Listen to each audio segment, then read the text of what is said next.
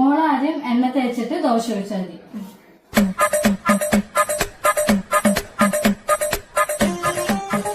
അത് തലയിലല്ല, ചട്ടിയില്. ഇപ്പോഴല്ല, ചട്ടി ചൂടായിട്ട് വേണം എണ്ണ ഒഴിക്കാൻ.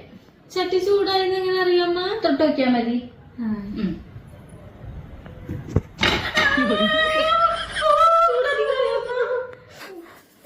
ഞാൻ തന്നെ ഉണ്ടാക്കാം. രച്ചു, മാവ് എവിടെ?